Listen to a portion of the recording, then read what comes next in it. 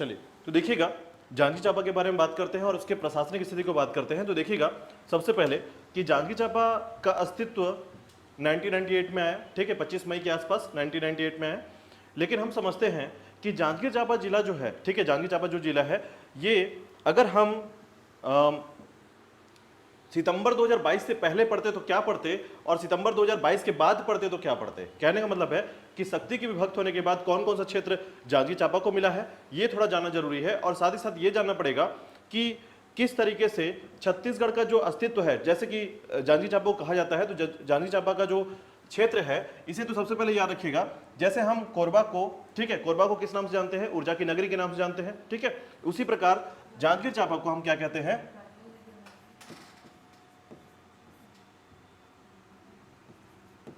कंचन की नगरी, याद रखिएगा, ठीक है। उसके अलावा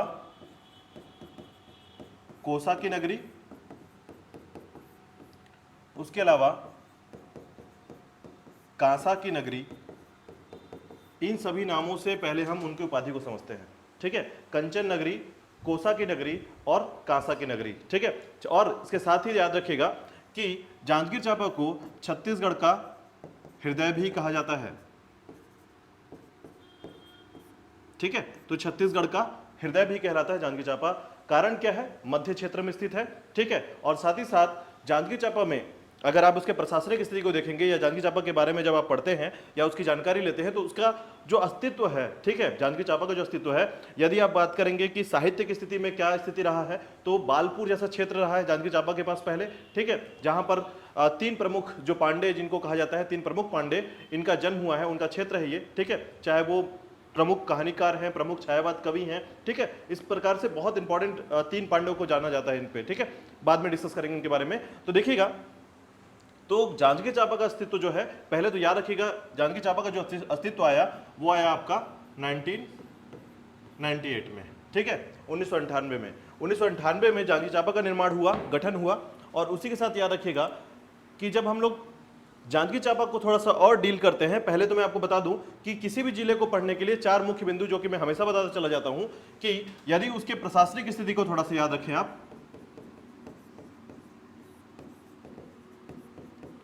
और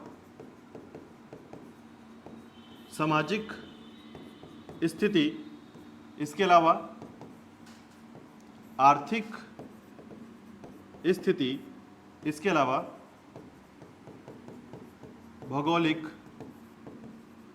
स्थिति, ठीक है। ये चार मुख्य बिंदु है किसी भी जिले को थोड़ा सा जानने और समझने के लिए। इन चार बिंदुओं से आप किसी भी जिले को बहुत बेहतरीन तरीके से समझ सकते हैं, ठीक है। कारण क्या है, अगर आप उसकी प्रशासनिक स्थिति को समझते हैं तो उसके प्रशासनिक स्थिति को समझने के बाद आपको वहां का एक जो गवर्नमेंट स्कीम है, ठीक है, गवर्नमेंट स्कीम है, वो आपको समझ में आ जाएगा। जैसे अगर आप नारायणपुर को तुलना करेंगे किसी अन्य जिलों के साथ तो आपको पता चलेगा गवर्नमेंट स्कीम प्रॉपर वहां नहीं पहुंच पाती है, ठीक है, या फिर वहां पर लागू नहीं हो पा रही है, तो प्रशासन थोड़ा कमजोर हो गया वहां पर, ठीक है। प्रशासन, जैसे आपको जानकारी होगा कि अगर हम आज सितंबर से पहले, सितंबर 2022 से पहले पूछते थे कि छत्तीसगढ़ में तहसीलों के अंतर्गत सर्वाधिक तहसील वाला जिला कौन सा है, तो आप क्या बोलते थे, जांजगीर चांपा। जांजगीर चांपा के पास 11 तहसीलें थी उस समय, ठीक है। और यही अपोजिट था आपका नारायणपुर, 2 तहसीलों वाला जिला। तो समझिए क्यों इतना डिफरेंस है, तो प्रशासनिक कमियां हैं, ठीक है। यदि आप तहसीलों के तौर पर केवल 2 तहसील रखते हैं अपने यहाँ, तो 2 तहसीलों का कारण क्या होगा, फिर आपको काफी दूरी तय करना पड़ेगा एक तहसील के लिए, क्योंकि उसका क्षेत्रफल क्या होगा, बड़े क्षेत्रफल के साथ शामिल हो जाएगा, ठीक है। तो ये कमियां होगी प्रशासन की, जहां पर दूरियां बढ़ जाएगी प्रशासनिक और जनता के बीच में, ठीक है। उसी के बाद सामाजिक स्थिति की बात करते हैं, तो सामाजिक स्थिति कितनी पुरानी है, कहने का मतलब वहाँ के कल्चर कैसे हैं, ठीक है, किस प्रकार के त्यौहार मनाए जाते हैं, वहाँ पर क्या सभी लोग सुदृढ़ हैं, साक्षर हैं, ठीक है। यानी सुदृढ़ और साक्षर कहने का मतलब यह है कि सामाजिक स्थिति अगर मजबूत होती है किसी भी जिले की या किसी भी राज्य की, तो वो राज्य जो है जल्दी से जल्दी विकसित होता है। और साथ ही साथ वहाँ के जो समझ है, ठीक है, लोगों की जो समझ है, अंधविश्वास से दूरियां बढ़ जाएंगी, रूढ़िवादिता खत्म हो जाती है, ऐसे बहुत सारे सामाजिक जो दुर्व्यवहार है वो दूर हो जाते हैं, ठीक है। यदि आप तुलनात्मक रूप से देख सकते हैं तो किसी अन्य जिलों के साथ किसी साक्षर जिले को तय कर लीजिएगा, ठीक है, तो आपको समझ में आ जाएगा कि क्यों सामाजिक स्थिति मजबूत होनी चाहिए, ठीक है। उसके बाद देखिएगा आर्थिक स्थिति क्या है, तो अगर प्रति व्यक्ति आय किसी भी जिले राज्य की बहुत अच्छी है, ठीक है, तो वहां की आर्थिक स्थिति अच्छी मानी जाएगी, ठीक है। अगर मान लीजिए कि यहां पर कोई भी बेरोजगार नहीं है, ठीक है, मान लीजिए एक राज्य है जहां पर कोई भी बेरोजगार नहीं है, या फिर हम उसकी तुलना करेंगे जो अन्य राज्य है, ठीक है, वहां बहुत सारी बेरोजगारी है। जैसे एग्जांपल के तौर पर हम तुलनात्मक रूप से कोई भी दो राज्य को तय कर लेते हैं और उसके बाद हम देखते हैं कि एक जगह पर बहुत सारा पोटेंशियल है, यानी बहुत ज्यादा आर्थिक स्थिति मजबूत है, और दूसरी जगह पर यही कमजोर है। ठीक है, तो यहां पर कमियां क्या होगी? कमियां होगी कि एक राज्य में जहां प्रशासन के द्वारा बहुत सारे आर्थिक स्थिति को मजबूत किया गया, ठीक है, अब जैसे क्या होता है, आप आर्थिक स्थिति को कैसे मजबूत करते हैं? तो सरकार चाहती है कि किसी क्षेत्र को चिन्हांकित करके वहां रोजगार तैयार करें। रोजगार तैयार करने के लिए आपको इंडस्ट्रियल एरिया डेवलप करना पड़ेगा, ठीक है, तब तो लोग पहुंचेंगे। हर कोई नौकरी पा जाए, गवर्नमेंट नौकरी पा जाए, इतना गवर्नमेंट के पास नौकरी तो होती नहीं है। ठीक है, यदि आप बोलेंगे कि गवर्नमेंट ही सबको नौकरी दे दे, तो ऐसी स्थिति में सोचिए गवर्नमेंट कहां जाएगा। ठीक है, गवर्नमेंट यदि पर्टिकुलर, हाँ, अगर आप तुलनात्मक रूप से बोलेंगे शिक्षाकर्मी का जॉब है, तो प्रॉपर जितनी जॉब है उतनी जॉब मिल जानी चाहिए। लेकिन अगर आप बोलेंगे कि इतनी जनसंख्या में सभी को गवर्नमेंट जॉब मिल जाए, तो ये पॉसिबल नहीं है। तो ऐसी स्थिति में क्या किया जाता है, हम दो स्तर को तय करते हैं आर्थिक स्थिति को मजबूत करने के लिए। एक पहला स्तर होता है शिक्षा का स्तर। ठीक है, अगर आप शिक्षा स्तर अच्छा कर लेते हैं तो आप अपनी नौकरी यहां नहीं तो कहीं और कर लेते हैं।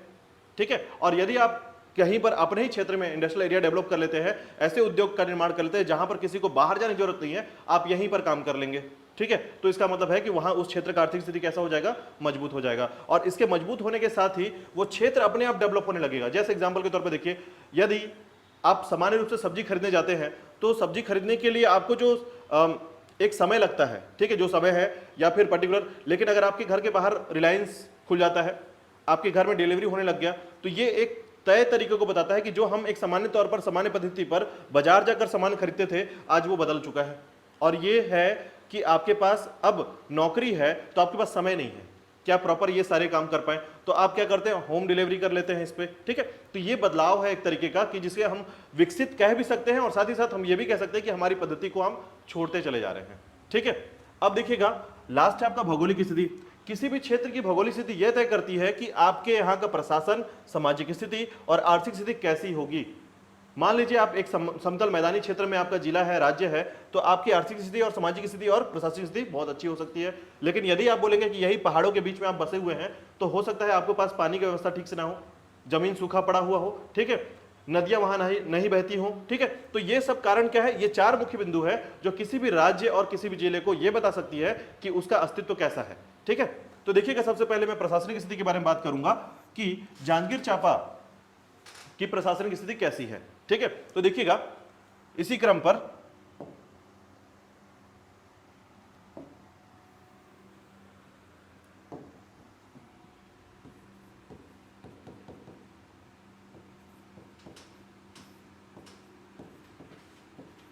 तो सबसे पहले याद रखिएगा कि पहले इसका क्षेत्रफल काफी बड़ा हुआ करता था, लेकिन वर्तमान में क्या हुआ है, तो 2345 के आसपास का क्षेत्रफल है। ठीक है, 2345 के आसपास।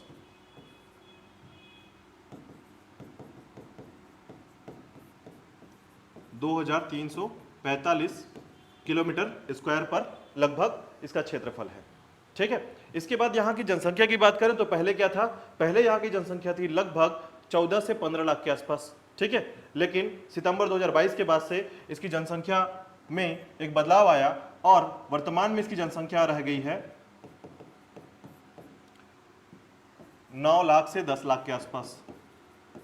ठीक है, 9,77,000 के आसपास की जनसंख्या है, याद रखिएगा। तो 9 से 10 के बीच में अभी इसकी जनसंख्या वर्तमान में है। ठीक है, अब जनसंख्या के अलावा देखिएगा, यहां पर हम साक्षरता की बात करते हैं, लिंगानुपात की बात करते हैं, तो मैं आपको बता दूं कि हम जो साक्षरता देख रहे हैं और लिंगानुपात देख रहे हैं वो 2011 के अकॉर्डिंग देख रहे हैं। ठीक है, और दूसरी बात याद रखिएगा कि उसी क्रम पर हो सकता है कि शक्ति के साथ जब इसका जो सीमावर्ती क्षेत्र है, जो कि शक्ति है वर्तमान में, ठीक है, तो हम जो पढ़ रहे हैं वो शक्ति के साथ जुड़ा हुआ ही पढ़ रहे हैं। ठीक है, कारण क्या है? गवर्नमेंट ने ये डेटा अभी तक नहीं बाहर किया है, याद रखिएगा। ठीक है, और खासकर याद रखिएगा ये जो 4-5 जिले हैं, ठीक है, ये जो 5 नए जिले हैं, इनके साथ दिक्कतें बहुत है अभी। ठीक है, क्यों?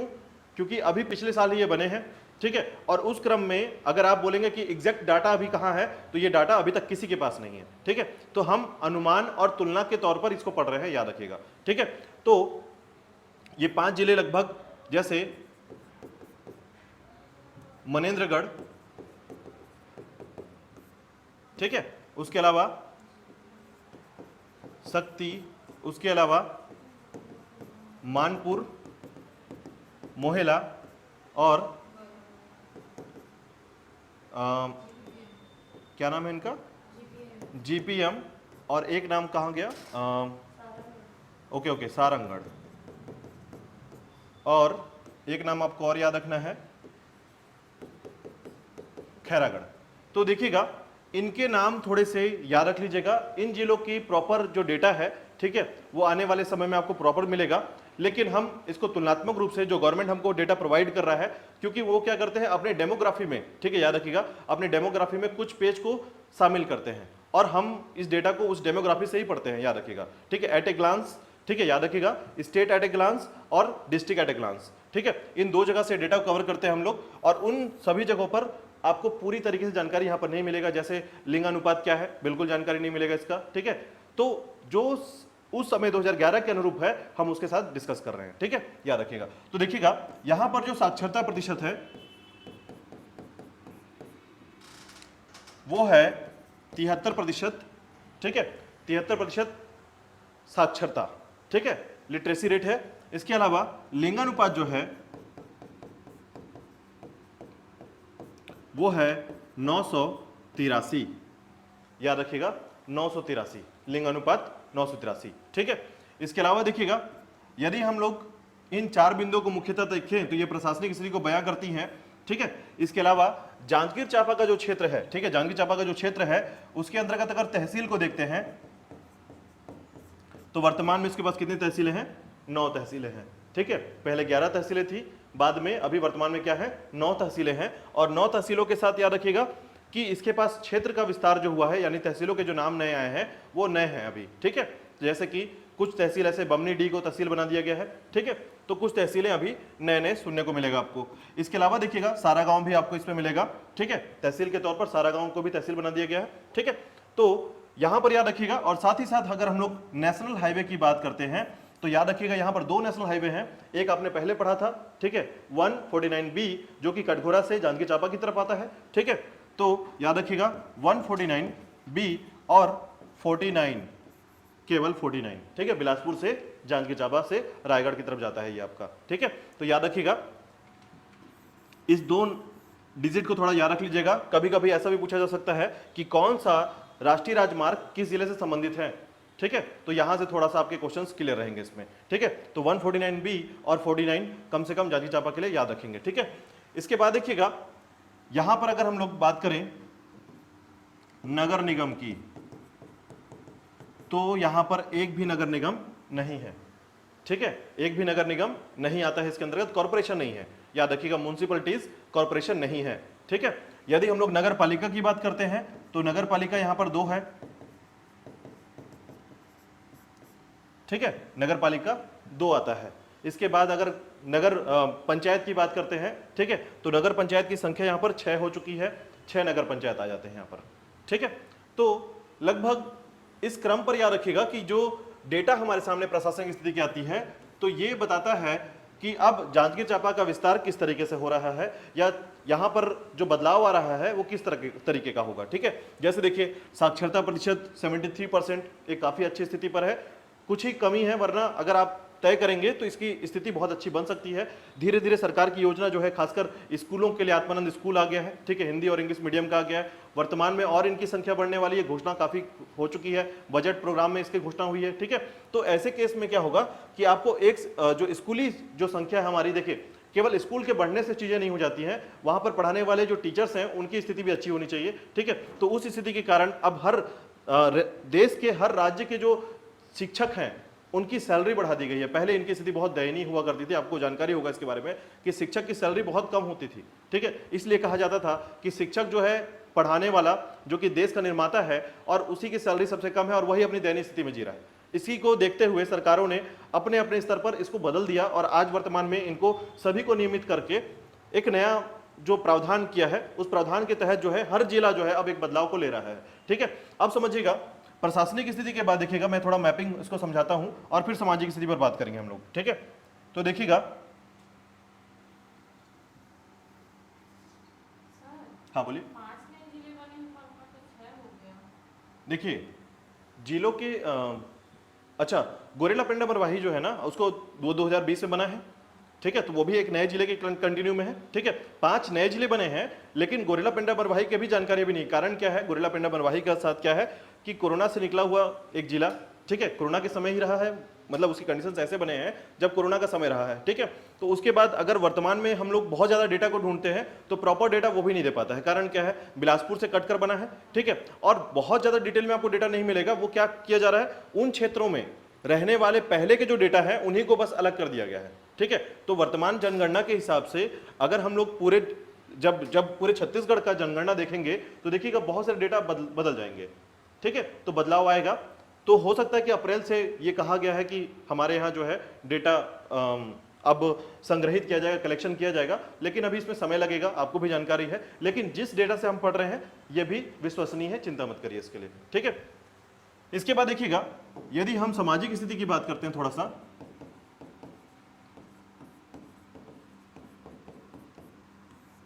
तो आपको दिखेगा कि जो छत्तीसगढ़ का मध्य क्षेत्र है, ठीक है, मध्य क्षेत्र है, ये आपको दिखेगा कि इसे हम मंदिरों का क्षेत्र भी कह सकते हैं। लगभग यहां पर अधिकांश क्षेत्रों पर आपको पहाड़ों में माता बसे हुए नजर आएंगे। ठीक है, अधिकांश क्षेत्रों में ऐसा दिखेगा आपको। और उसी के साथ दिखेगा कि सामाजिक स्थिति के साथ यदि हम यहां पर जन बसावट की बात करते हैं, मानव बसावट की बात करते हैं, तो जनजाति के तौर पर यहां पर 2 मुख्य जनजातियां पाई जाती हैं या निवास करते हैं, वो है कंवर और भैना। ठीक है, कंवर और भैना यहाँ की मुख्य जनजाति के तौर पर इनका अधिकांश जो विस्तार है जांजगीर चांपा के आसपास के क्षेत्रों में है। ठीक है, तो याद रखिए कंवर और भैना। इसके बाद देखिएगा, यहां पर अगर हम लोग त्योहारों की बात करें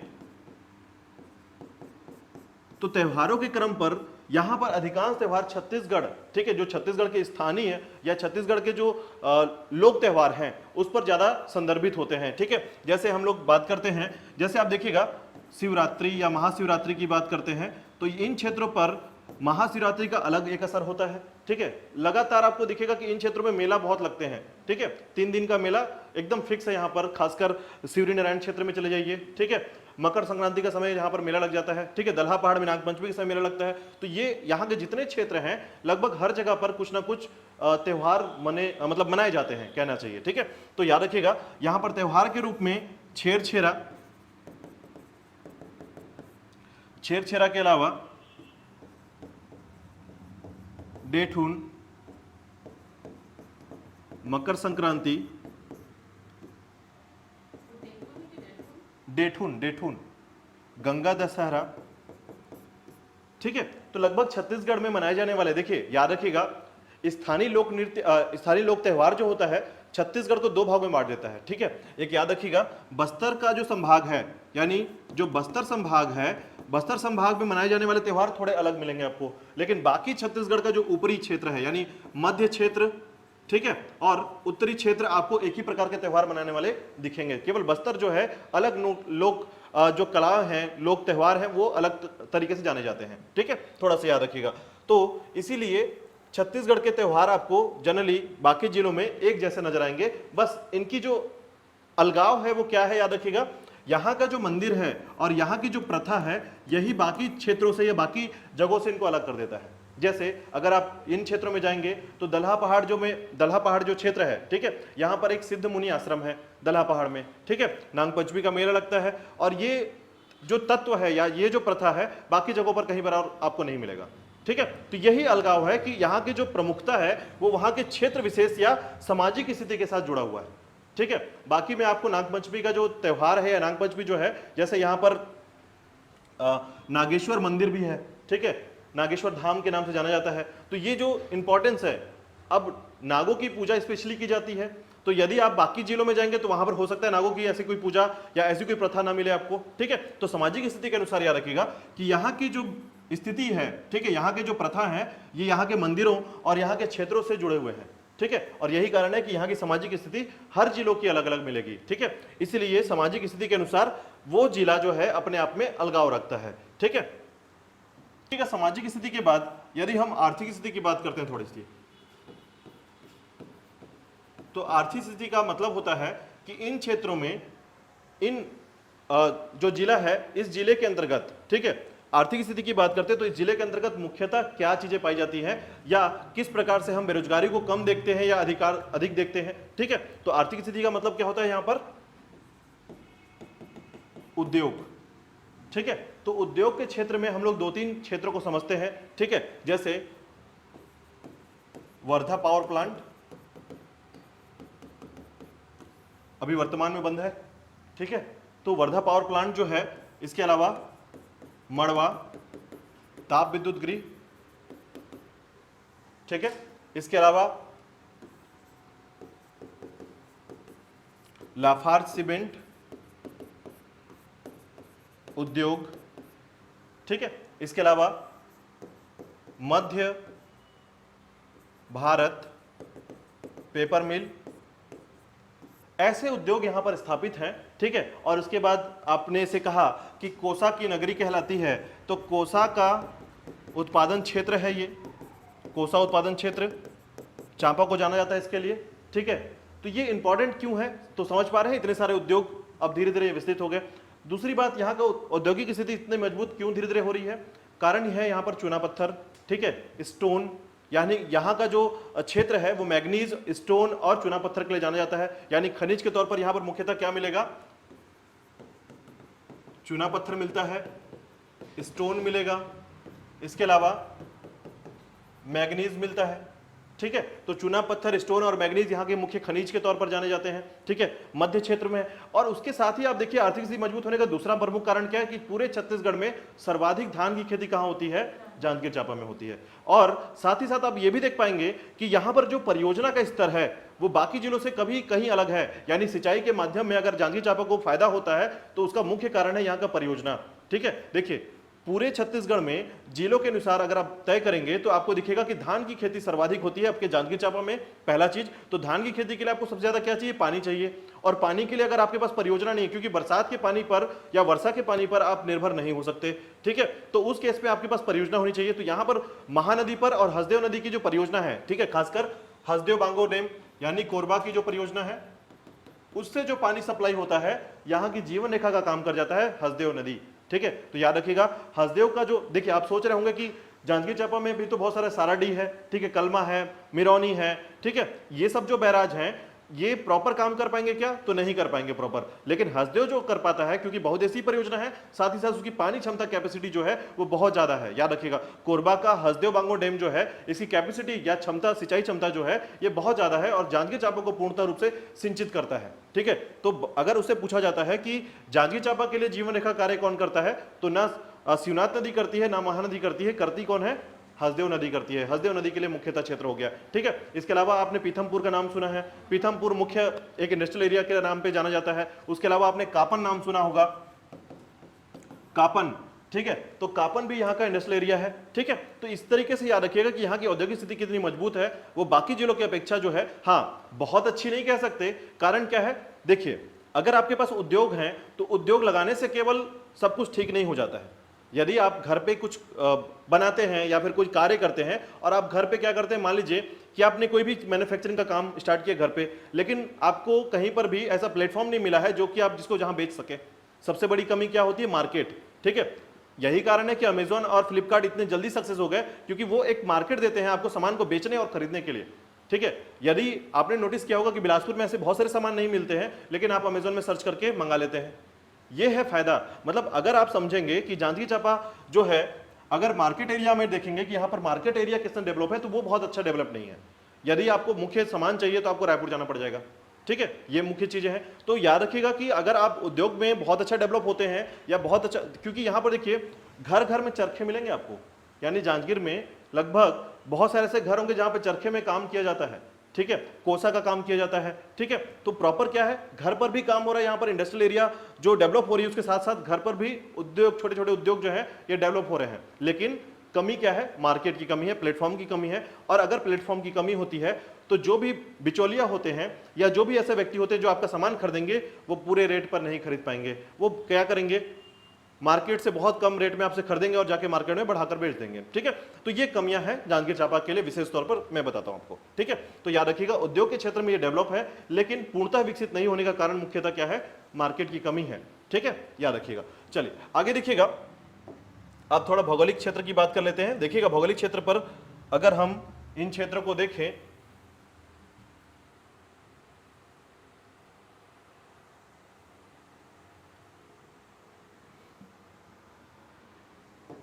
तो इसके मैप को देखिएगा, मैप से आपको समझ आ जाएगा कि कौन कौन से जिले जो है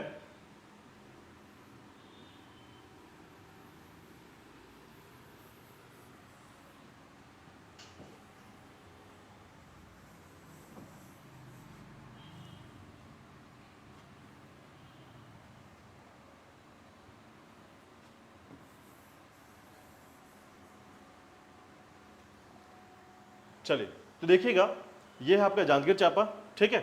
और जांजगीर चांपा का मुख्यालय क्या है?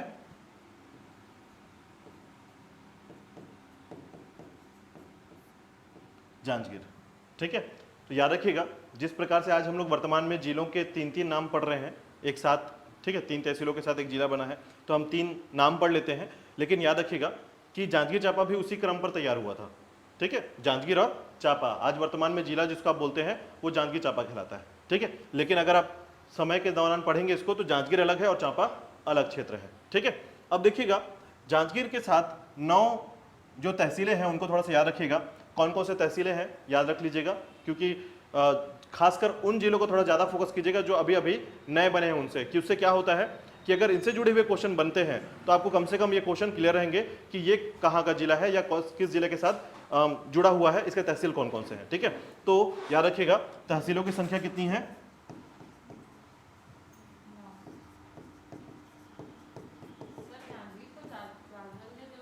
हाँ बिल्कुल कहते हैं, पढ़ेंगे पढ़ेंगे, चिंता मत करिए, ठीक है। आगे इसकी कहानी बहुत सारी बची है, अभी मैं ऐतिहासिक पे नहीं पहुंचा हूं, ठीक है। अभी हम केवल क्या बात किए हैं, प्रशासनिक बात कर चुके हैं, ठीक है। और उसके अलावा फिर आपका सामाजिक है और उसके अलावा औद्योगिक है। अब बात करेंगे भूगोलिक और ऐतिहासिक यानी पर्यटन के रूप में, जितना यहाँ पर विस्तार है उसके ऊपर बात करेंगे, ठीक है। तो देखिएगा जांजगीर चांपा की बात करते हैं तो जांजगीर का जो क्षेत्र है, ठीक है, जांजगीर के क्षेत्र है, इसको पहले याद रखिएगा कि इस तरफ जो आउटर या इसके सीमावर्ती जिले हैं उनको थोड़ा सा याद रखिएगा। इस तरफ जो जिला है उसे कहते हैं हम लोग बिलासपुर, ठीक है। और उत्तर की तरफ इसका है कोरबा। इस तरफ देखिएगा, इस तरफ का जो जिला है अब वर्तमान में शक्ति, ठीक है। और शक्ति के बाद ये जो क्षेत्र है इसे कहते हैं, ठीक है, सारंगढ़ बिलाईगढ़ जिला। और उसके बाद नीचे का जो जिला कहलाता है वो है आपका बलौदा बाजार, ठीक है। तो इस तरीके से 5 जिलों से घिरा हुआ आपका जिला है, याद रखिएगा, ठीक है। कोरबा, शक्ति, सारंगढ़, बलौदा बाजार और बिलासपुर, ठीक है, याद रहेगा। अब इसके बाद देखिएगा अगर हम तहसील की बात करते हैं, तहसीलों के क्रम पर थोड़ा सा याद रखिएगा कि तहसील कौन कौन से यहाँ पर। तो सबसे पहले देखिएगा कि यहाँ के तहसील जो है, ठीक है, जांजगीर, और जांजगीर के उत्तर की तरफ, ठीक है, इस तरफ आपका बलौदा, ठीक है। और इस तहसीलों में जाने से पहले मैं आपको बता दूं कि यहां पर सड़क मार्ग कैसा है, थोड़ा सा उसको याद रख लीजिएगा। तो बिलासपुर की तरफ से आता है आपका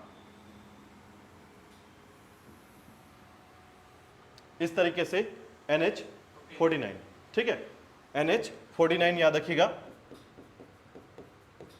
कुछ इस तरीके से, ठीक है। और इसके बाद देखिए कोरबा की तरफ से एक रूट आता है,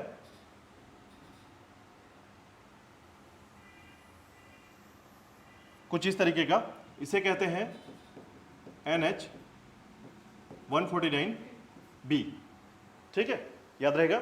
कटघोरा से हमने पढ़ लिया है, 149 जो है जांजगीर चांपा की तरफ उतरता है, ठीक है, तो याद रखिएगा इसको थोड़ा सा, ठीक है। इसके बाद देखिएगा इसके अलावा अगर हम लोग अभी नए तहसीलों की बात करते हैं तो उसी क्रम पर थोड़ा सा याद रखिएगा। तो सबसे पहले देखिएगा जब आप बिलासपुर से इंटर करते हैं तो यहां पर सबसे पहला तहसील जो पड़ता है वो है अकलतरा, ठीक है।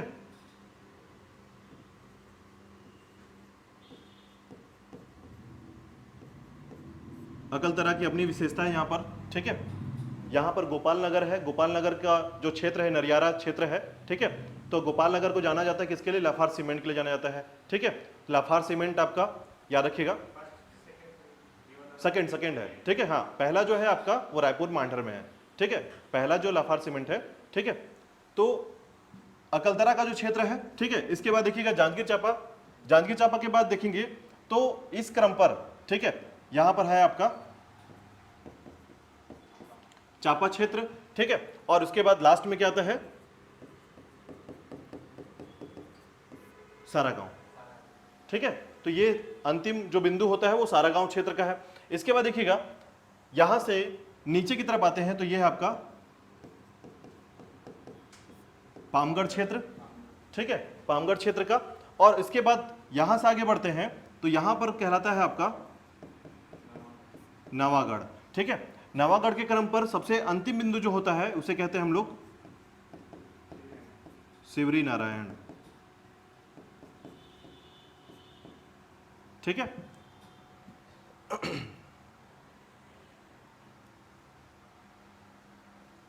देखिएगा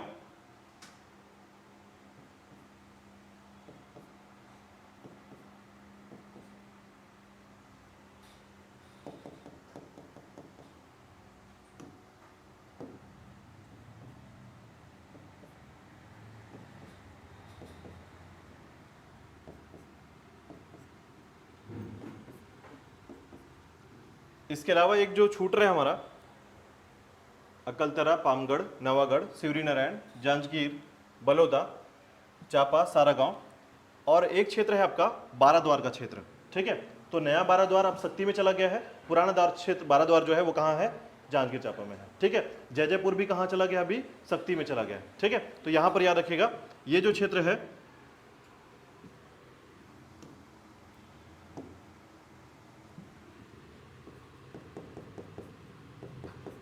बाराद्वार क्षेत्र, ठीक है। तो ये मुख्य क्षेत्र है, याद रखिएगा जांजगीर चांपा के, ठीक है। इंपॉर्टेंट है, याद रखिएगा, थोड़ा नाम थोड़ा सा याद रखिएगा इसमें कि कौन कौन से नाम इसके अंतर्गत आते हैं। बाराद्वार जो है, हाँ ये उप तहसील में आता है, ठीक है। नहीं डभरा भी नहीं आएगा, डभरा शक्ति में है, हाँ शक्ति में है, याद रखिएगा, ठीक है। आपका जो अच्छा एक जो बाराद्वार नहीं, एक जो बमनी डी जो था, ठीक है, बमनी डी को थोड़ा सा याद रखिएगा। बाराद्वार के जस्ट यहां पर आपका बमनी डी है, ठीक है, बमनी डी यहां पर थोड़ा, ठीक है। तो बमनी डी भी क्या है आपका तहसील है, ठीक है, ये तहसील बन चुका है बमनी डी, ठीक है। वर्तमान में अगर नया तहसील पूछा जाएगा तो आपका सारागांव और बमनी डी जो है ये नए तहसीलों के अंतर्गत शामिल होंगे, ठीक है।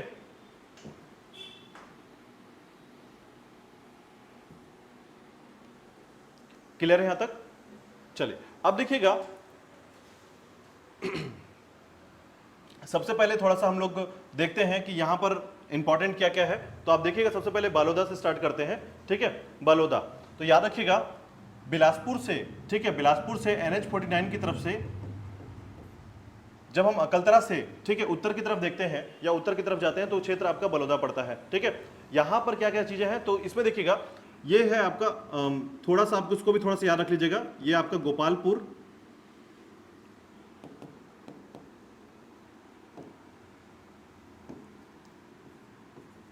जीपी कर ले रहे हैं इसको, और एक आपका नरियारा, ठीक है, गोपालपुर और नरियारा दो क्षेत्र है, ठीक है। अब यहीं पर देखिएगा अगर हम गोपालपुर की बात करते हैं तो गोपालपुर जो क्षेत्र है पहले औद्योगिक क्षेत्र में थोड़ा सा मैं ध्यान दे रहा हूं, तो देखिएगा औद्योगिक क्षेत्र के अंतर्गत यहीं पर नरियारा जो क्षेत्र है यहां पर है वर्धा पावर प्लांट, ठीक है, वर्धा पावर प्लांट। इसके अलावा याद रखिएगा उत्तर की तरफ जाएंगे तो इन्हीं क्षेत्र पर है आपका मड़वा,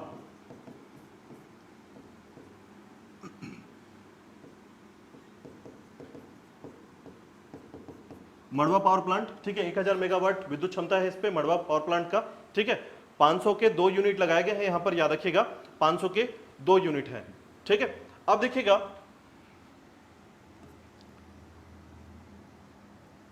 इसी क्षेत्र पर बलौदा के पास देखिएगा कि जो बलौदा क्षेत्र है यहीं पर ये बलौदा जो क्षेत्र है, ठीक है, इन क्षेत्रों को हम जानते हैं, यानी कि बिलासपुर का जो क्रम है, ठीक है, तो उस क्रम पे बलौदा जो क्षेत्र है उसी के अंतर्गत अगर हम नीचे की तरफ आते हैं तो आपको यहीं पर मिलेगा दलहा पहाड़, अकलतरा के रेंज पर, ठीक है। तो अकलतरा के रेंज पर दलहा पहाड़ का क्षेत्र है, ठीक है।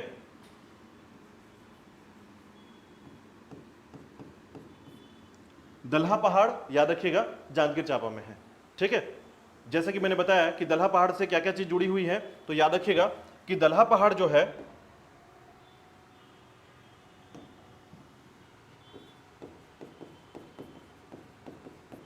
दलहा पहाड़ जो क्षेत्र है उस पे आपको याद रखना है, पहला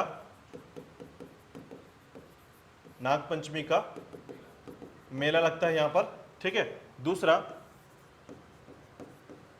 सिद्ध मुनि आश्रम, ठीक है, सिद्ध मुनि आश्रम नागेश्वर धाम, ठीक है। याद रखिएगा दलहा पहाड़ के रेंज पर 3 बातें याद रखना है आपको, ठीक है। इसके अलावा देखिएगा दलहा पहाड़ के अंतर्गत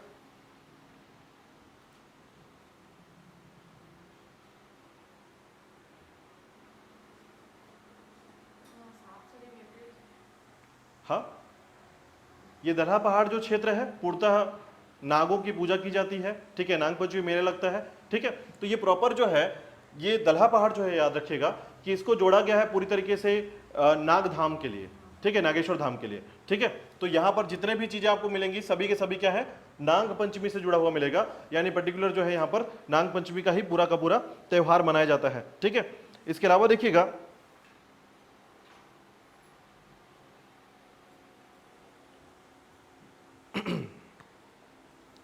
इसके बाद देखिएगा थोड़ा सा अकलतरा के पास देखिएगा, तो अकलतरा के बारे में थोड़ा सा याद रखिएगा। अकलतरा का जो क्षेत्र है ये बहुत इंपॉर्टेंट क्षेत्र है, ठीक है।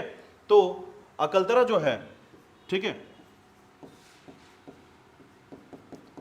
ये एक ऐतिहासिक क्षेत्र है क्योंकि यहां पर आपको जानकारी होगा कि मौर्यकालीन सिक्के प्राप्त हुए थे, याद रखिएगा कितने, 259 सिक्के मौर्यकालीन, ठीक है, आहत सिक्के प्राप्त हुए थे, याद रखिएगा। आहत सिक्के समझते हैं आप लोग, कुछ हो गया था, बीमार। आहत सिक्के का मतलब होता है पंच मार्क करना, पंच कर देना, ठीक है, ठोक देना या उसे थोड़ा सा तोड़ देना या फिर आहत कर देना, ठीक है। आहत सिक्के का मतलब होता है दब जाना, ठीक है, आहत मतलब शब्द से समझ जाइए, ठीक है। तो यहां पर जो सिक्के प्राप्त हुए थे वो आहत सिक्के प्राप्त हुए थे, ठीक है।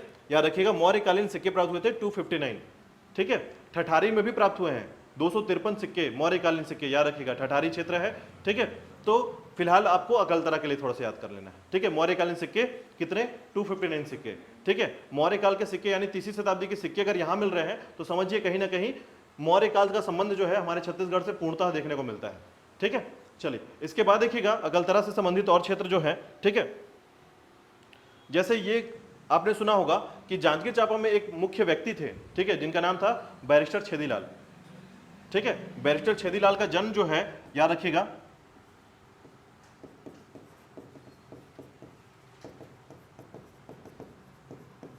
बिलासपुर के पहले बैरिस्टर थे, ठीक है। उस समय जांजगीर चांपा नहीं बना था, तो जांजगीर चांपा के नहीं बनने से ये बिलासपुर के पहले बैरिस्टर कहलाते हैं, याद रखिएगा। इनका जन्म जांजगीर चांपा में हुआ है, ठीक है, इन क्षेत्र पे हुआ है, अकलतरा क्षेत्र से बिलोंग करते हैं ये, ठीक है। बैरिस्टर छेदीलाल का नाम थोड़ा सा याद रखिएगा, ठीक है।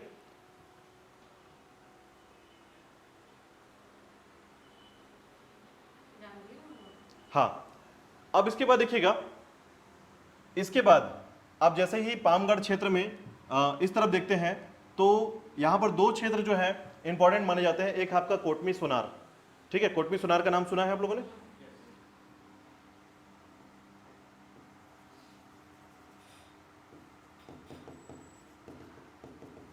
क्या है कोटमी सोनार बताइए। क्रोकोडाइल पार्क है, ठीक है। तो देखिए क्रोकोडाइल पार्क है, क्या कृत्रिम है या नेचुरल है, मतलब इंसानों ने बनाया है या फिर वो पहले से मगरमच्छ वहां रहते थे, पहले से थे, मगरमच्छ नहीं थे वहां पर पहले। देखिए कभी भी ना कोई भी ऐसा काम नहीं कर सकता कि मगरमच्छ को कहीं उठा के ले आए और वहां पर मगरमच्छ, हाँ ये समझिएगा कि उसे आज वर्तमान में कृत्रिम संरक्षण दिया जा रहा है, ठीक है, लेकिन वहां पर पहले से मगरमच्छ की जो स्थिति थी वो बनी हुई होगी, ठीक है। किसी भी क्षेत्र के लिए बता रहा हूं मैं आपको कि क्योंकि होता क्या है, संरक्षण का क्षेत्र, अब मगरमच्छ के बीच में समाज तो नहीं रह सकता, ठीक है, तो वो पार्क के तरीके से डेवलप किया गया है। तो कोटमी सोनार जो एक ऐसा स्थान है 2006 में, याद रखिएगा, इसे बनाया गया पार्क 2006 में बनाया गया। तो समझिए कि क्या 2006 में ही केवल मगरमच्छ आए वहां पर, उससे पहले भी तो मगरमच्छ थे वहां पर, ठीक है। लेकिन था क्या कि उन क्षेत्रों पर, ठीक है, क्योंकि ये दलदली क्षेत्र है, याद रखिएगा कोटमी सोनार का जो क्षेत्र है वो दलदली क्षेत्र है, और यहां पर नेचुरल रूप से मगरमच्छ पहले से थे, लेकिन उनका संरक्षण किस तरीके से किया गया, कृत्रिम रूप से किया गया है। तो याद रखिएगा कि इसका संरक्षण किया गया कृत्रिम रूप से, ठीक है। तो कृत्रिम, आज वर्तमान में आप क्या बोलेंगे, ये कृत्रिम पार्क है या कृत्रिम जो है मगरमच्छ पार्क है, ठीक है। इनका संरक्षण कृत्रिम रूप से किया जा रहा है, लेकिन अगर इससे पहले देखा जाए तो यहां पर कहीं ना कहीं मगरमच्छ पाए जाते थे, ठीक है। आज वर्तमान में अगर इनकी संख्या देखें तो लगभग 400 से 500 मगरमच्छ वहां पर देखने को मिलेंगे, ठीक है। तो कोटमी सोनार का नाम थोड़ा सा याद रखिएगा, ठीक है। 2006 में स्थापित किया गया और यहां पर मगरमच्छ पार्क है, ठीक है।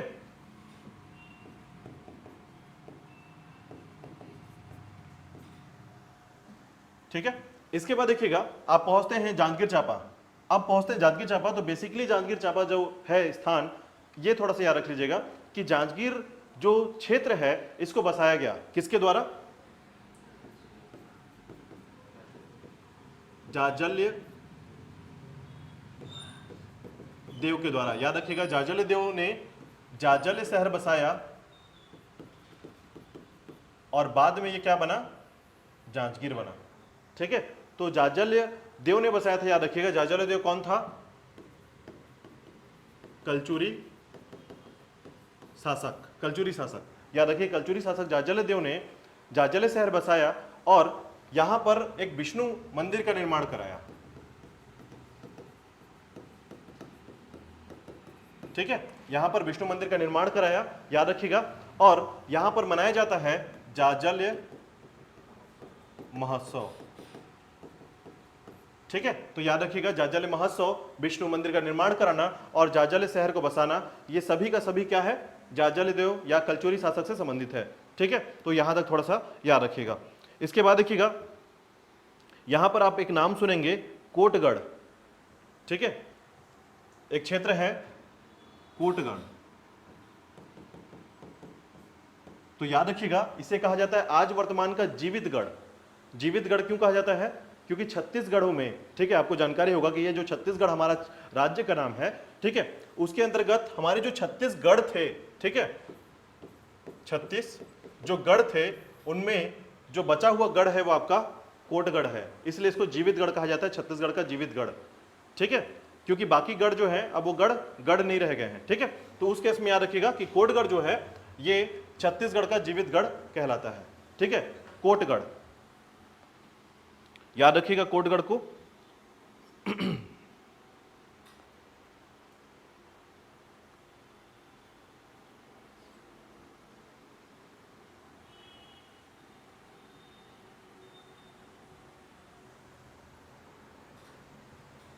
ठीक है, इसके बाद देखिए मैं थोड़ा सा नदियों के बारे में बात करूं यहां पर, तो मुख्यतः दो नदियां जो हैं, तीन नदियां, उनका नाम याद रख लीजिएगा थोड़ा सा। तो पहला नदी देखिएगा कि कोरबा की तरफ से एक नदी आती है, ठीक है। पहले हम बलौदा बाजार और सारंगगढ़ का जो क्षेत्र देख रहे हैं उसको देखते हैं। पहले देखिएगा बलौदा बाजार की तरफ से एक जो नदी आती है, ठीक है, इस तरीके से प्रवाहित होती है बाउंड्री लाइन पर, इसे कहते हैं हम लोग महानदी, ठीक है, महानदी प्रवाहित होती है। दूसरी नदी याद रखिएगा कि आप देखेंगे बेमेतरा की तरफ से एक नदी आती है बिलासपुर से होते हुए, ये कौन सी नदी है, शिवनाथ नदी, याद रखिएगा। इसके बाद देखिएगा कोरबा के पूर्वी पठार से, ठीक है, कोरबा से आती है एक नदी और बिलासपुर और जांजगीर चांपा के बॉर्डर से बहती हुई ये मिलती है शिवनाथ नदी से, इसे कौन सी नदी कहते हैं, लीलागर, लगातार आप पढ़ रहे हैं इसके बारे में, ठीक है। इसके बाद याद रखिएगा कि यहाँ सारा गांव के दक्षिण क्षेत्र से एक नदी आती है और ये नदी जो है महानदी में मिलती है, इसे कहते हैं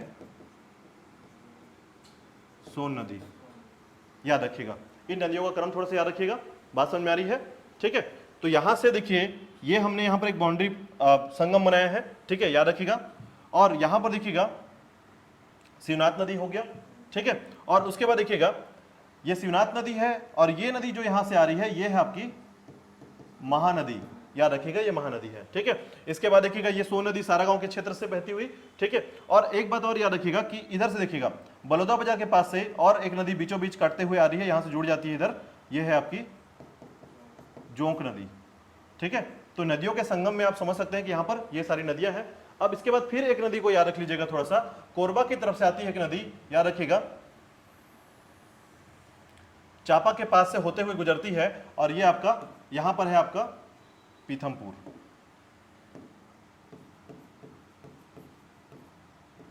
ठीक है, तो ये नदी है और उसके तट पर बसा हुआ क्षेत्र है आपका, और ये नदी कौन सी है? हसदेव नदी।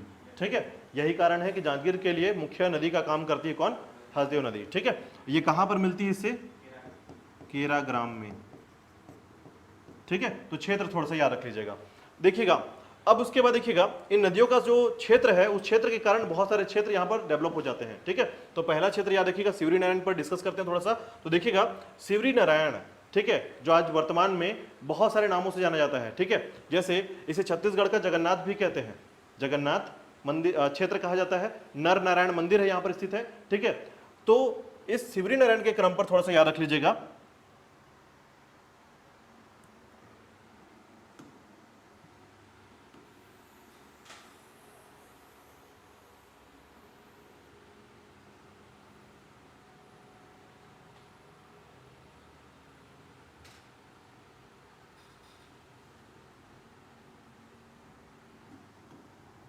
देखिएगा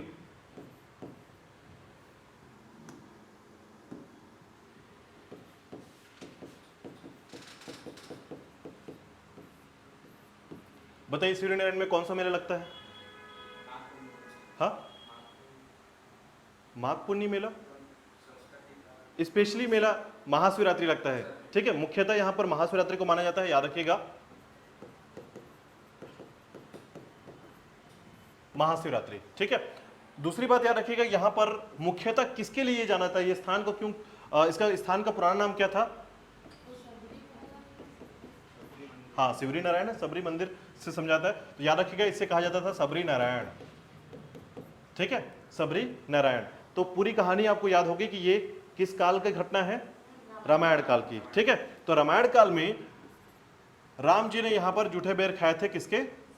सबरी के। तो रामायण काल की घटना याद रखिएगा, या रामायण काल से संबंधित स्थल कहा जाता है इसे। ठीक है, याद रखिएगा रामायण काल से संबंधित स्थल है। ठीक है, अब यहां पर कौन कौन से मंदिरें हैं थोड़ा सा याद रखिएगा, नर नारायण मंदिर। ठीक है, इसके अलावा सबरी आश्रम है। ठीक है, सबरी आश्रम भी है यहां पर। ठीक है, याद रखिएगा, और उसके अलावा याद रखिएगा सबरी आश्रम के अलावा ये जो क्षेत्र मुख्य है, थोड़ा सा आपको याद रखना है सबरी क्षेत्र के लिए। ठीक है, तो उसमें याद रखिएगा कि सबरी जो क्षेत्र है, या सबरी सिवरी नारायण के नाम से आज वर्तमान में जाना जाता है। पहले तो आप ये मंदिरों का नाम थोड़ा सा याद रख लीजिएगा। इसके बाद याद रखिएगा कि छत्तीसगढ़ के 4 संगमों में, ठीक है, छत्तीसगढ़ के 4 मुख्य संगमों में दूसरा सबसे बड़ा संगम क्षेत्र है ये। ठीक है, तो जैसे देखिएगा इसमें कौन कौन सी नदियां संगमित होती है यहां पर, तो आपकी महानदी, जोंक और शिवनाथ। ठीक है, इस नदी का संगम क्षेत्र है, याद रखिएगा, संगम क्षेत्र कहलाता है, महानदी, जोंक और शिवनाथ का संगम क्षेत्र है ये। ठीक है, इसके बाद देखिएगा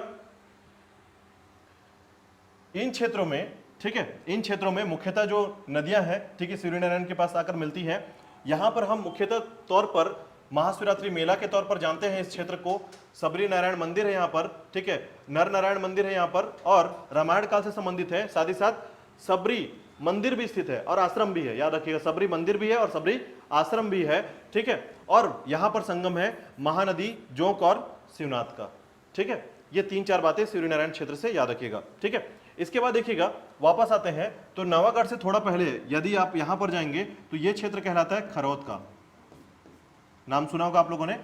ठीक है, तो खरौद क्षेत्र के बारे में भी थोड़ा सा याद रखिएगा। देखिए यहां पर जो सबसे ज्यादा जो इंपॉर्टेंट क्षेत्र है, वर्तमान में केवल 2 ही सबसे ज्यादा इंपॉर्टेंट क्षेत्र है, आपका सिवरी नारायण और खरौद, क्योंकि ये ऐतिहासिक क्रम से इंपॉर्टेंट है। ठीक है, जांजगीर तो आज वर्तमान में आप जरूर इसको बोल पाते हैं, लेकिन इन खरौद और सिवरी नारायण का जो क्षेत्र है ये अपने आप में उससे भी ज्यादा पुराना है, क्योंकि रामायण काल से संबंधित है। ये कलचुरी राजवंश है। समझिए, हम अपने इतिहास को 3 भागों में बांटते हैं, एक प्राचीन काल का इतिहास, ठीक है, मध्यकाल का इतिहास और आधुनिक काल का इतिहास। तो जो जांजगीर चांपा है वो मध्यकाल के इतिहास से जुड़ा हुआ है, ठीक है। और यही अगर आप खरोद और सिवरीनाइन की बात करेंगे तो प्राचीन काल के इतिहास से जुड़ा हुआ है, ठीक है। तो ये उनसे ज्यादा इंपॉर्टेंट हो जाता है, कोई चीज जितनी पुरानी है उतनी इंपॉर्टेंट हो जाती है यहाँ पर, ठीक है। तो याद रखिए खरोद, तो देखिए खरोद के क्रम पर थोड़ा सा याद रखिएगा कि जो खरोद है इसको किस नाम से जाना जाता है?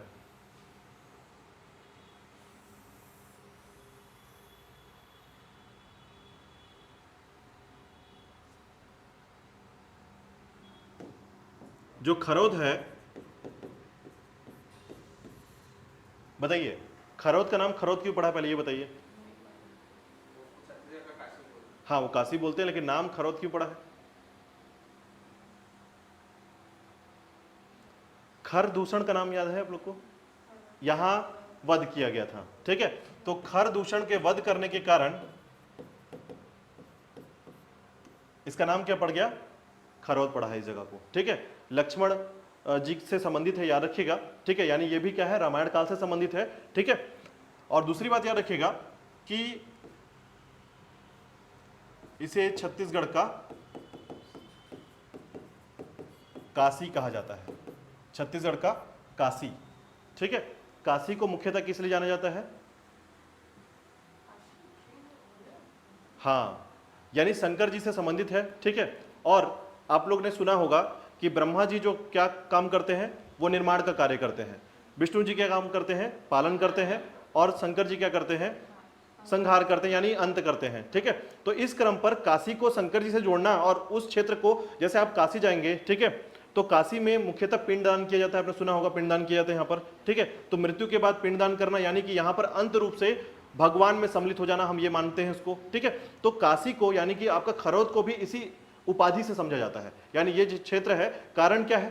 कारण में आप याद रखिएगा कि लक्ष्मण जी से संबंधित, ठीक है, ये लक्ष्मण जी से संबंधित सारे क्षेत्र यहाँ पर उपलब्ध है। और साथ ही साथ यहाँ पर याद रखिएगा कि लक्ष्मण जी ने यहाँ पर एक शिवलिंग का निर्माण किया था, ठीक है। लक्ष्मण जी ने एक शिवलिंग का निर्माण किया था जिसमें कितने छिद्र हैं? 1,00,000 छिद्र हैं, ठीक है।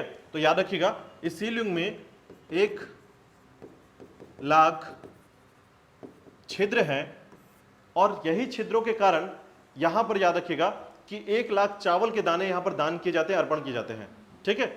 और यह माना जाता है कि यहां पर जो छिद्र है उस पर अगर आप पानी डालते हैं तो ये पानी वापस कभी नहीं दिखेगा, यानी वो क्षेत्र हाँ नीचे चला जाता है। और यह माना जाता है कि यह पाताल लोक से जुड़ा हुआ है। इस तरीके से इस क्षेत्र की अपनी महिमा है, अपना एक गाथा है, ठीक है। तो थोड़ी सी याद रखिएगा कि इसे कहा जाता है लखनेश्वर मंदिर, ठीक है। इस मंदिर का नाम लखनेश्वर मंदिर है, लेकिन याद रखिए गर्भगृह में कौन से भगवान है? शिव जी हैं, ठीक है। तो ये डिफरेंस है। कभी कभी यही पूछा जाता है कि लखनेश्वर मंदिर में कौन सा, गर्भगृह में कौन से भगवान स्थित है, तो आप बोलेंगे लक्ष्मण जी या राम जी, तो ऐसे में गलती हो जाएगा, ठीक है। और ऐसे क्वेश्चन पहले भी व्यापक में पूछे जा चुके हैं।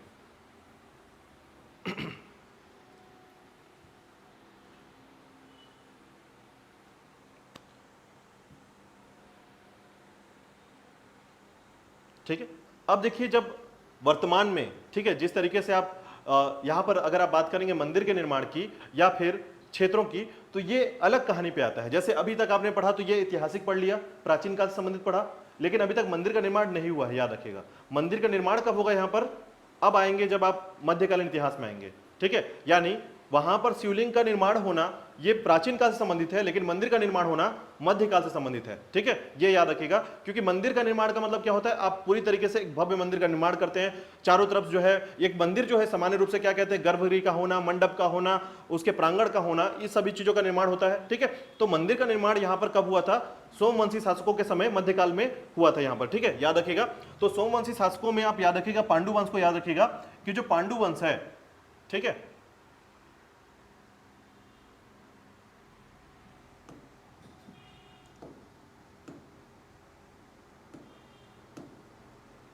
देखिएगा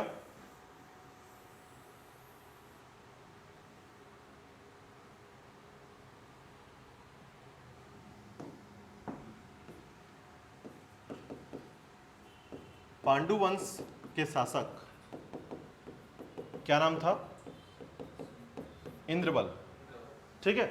और यही कारण है कि इस क्षेत्र को या खरोद को अलग नाम से भी जाना गया है, इंद्र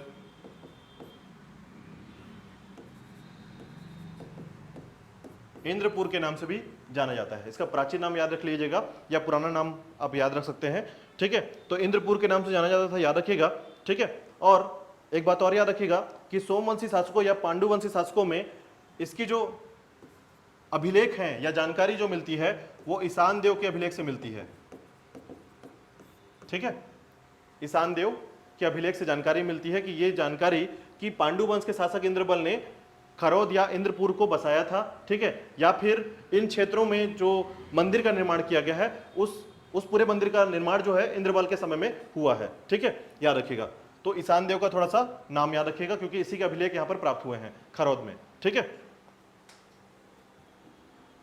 अब इसके अलावा याद रखिएगा इसका जीर्णोद्धार जो है रत्नदेव तृतीय के द्वारा किया गया था, ठीक है। जीर्णोद्धार रत्नदेव तृतीय के द्वारा किया गया है, ठीक है। ये तीनों क्रम जो है थोड़ा सा याद रखिएगा खरौद के बारे में, ठीक है। ये इसी के काल के समय है। देखिए ईशान देव जो है ना इनके बेटे के भाई हैं, मतलब ऐसे प्रॉपर जब आप सोमवंशी शासक पढ़ेंगे ना तो उसमें आपको क्रम समझ में आएगा। तो इंद्रबल जो है इसके पुत्र के भाई यानी कि इसका बेटा ही होगा, तो उसी क्रम पर पूरी तरीके से अलग अलग लोगों का नाम आता है इसमें, ठीक है। तो ये भी सोमवंशी शासकों में रहा है, ठीक है। ईशान देव दो रहे हैं, याद रखिएगा। इस समय आपको ईशान देव दो मिलेंगे, नाम सुनने को मिलेगा। अलग अलग क्रम पर इसको पढ़ेंगे हम लोग जब इतिहास का क्रम थोड़ा सा जानेंगे इसमें, ठीक है।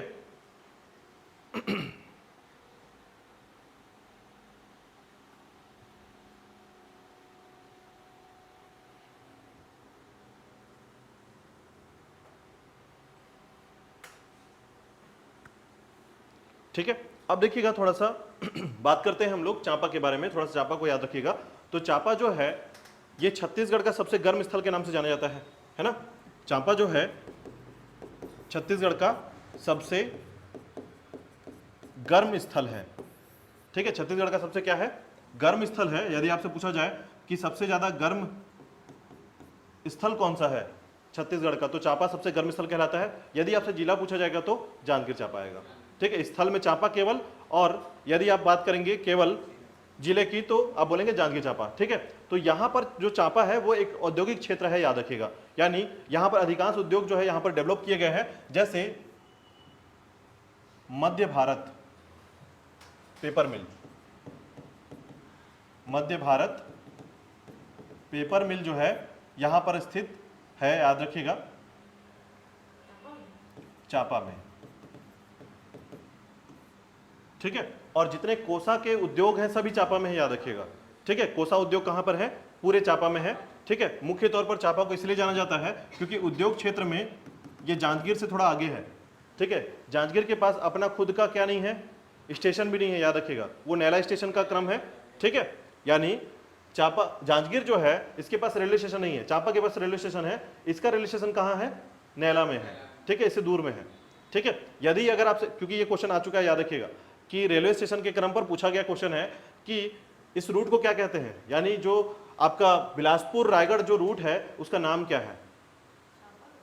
नहीं, चांपा रूट नहीं कहेंगे, इसको याद रखिएगा। बिलासपुर से जो रूट आता है इसको थोड़ा सा याद रख लीजिएगा। बिलासपुर से जो ट्रेन रूट आता है, ठीक है, उस ट्रेन रूट को थोड़ा सा याद रखिएगा। जो ट्रेन रूट है, हाँ, मुंबई हावड़ा रूट कहा जाता है, याद रखिएगा। और ये इंपॉर्टेंट है और आपके व्यापम में क्वेश्चन पूछा जा चुका है कि किस रूट को मुंबई हावड़ा रूट कहा जाता है, ठीक है। ये आपके व्यापम में क्वेश्चन पूछा गया है, तो याद रखिएगा। आपका जांजगीर या फिर आप कह सकते हैं चांपा और रायगढ़ जो रूट है इसको मुंबई हावड़ा रूट कहा जाता है, ठीक है। तो ये आपके एग्जाम में पूछा गया क्वेश्चन है, तो इसलिए ये बताया जा रहा है। हाँ, वहां पर जांजगीर नहीं लिखा रहेगा, वहां पर नैला लिखा रहेगा। हाँ, तो जांजगीर बेसिकली यहाँ पर अपना, देखिए जांजगीर को तो क्या सपोर्ट दिया गया वहां पर, ठीक है, लेकिन बेसिकली नैला इंपॉर्टेंट है वहां के लिए, ठीक है। जांजगीर से दूर पड़ जाता है वो पहला चीज, और चांपा का खुद का अपना स्टेशन है, ठीक है, यानी चांपा क्षेत्र में स्टेशन पड़ जाता है। तो इसके लिए, हाँ, इसके लिए इंपॉर्टेंस क्या है कि जांजगीर के पास ऐसा पावर नहीं है जितना पावर चांपा के पास आ गया है, ठीक है, ये कहने की बात है। और यही कारण है कि जांजगीर और चांपा का जो क्षेत्र, देखिए जांजगीर के पास ऐतिहासिक महत्व है, जलेदेव के द्वारा बसाया गया क्षेत्र ऐतिहासिक महत्व, चांपा के पास अपना उद्योग है, तो इनके क्षेत्र को सम्मिलित करके जांजगीर चांपा जिला डेवलप किया गया है यहाँ पर। हाँ, जंक्शन एक्चुअल में, ठीक है। तो देखिएगा आगे बढ़ेगा तो आप चांपा के क्रम पर याद रखिएगा कि इससे फिर आपका रायगढ़ की तरफ ये आगे चला जाता है, ठीक है। ये रेलवे रूट हो गया आपका, ठीक है। चलिए और जो चीजें हैं इसमें देखें हम लोग।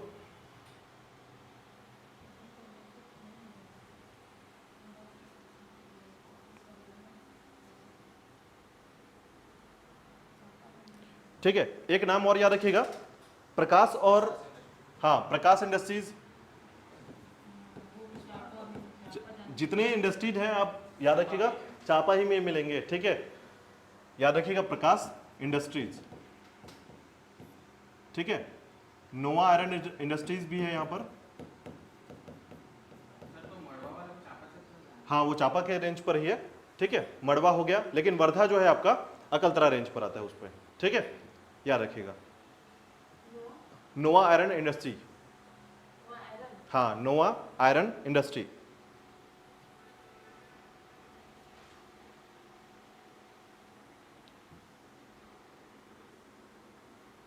और सोन इस्पात संयंत्र भी है यहाँ पर। ठीक है, सोन इस्पात संयंत्र के नाम से जाना जाता है, कोसा उद्योग के नाम से जाना जाता है, ऐसे बहुत सारे उद्योग हैं यहाँ पर। ठीक है, याद रखिएगा।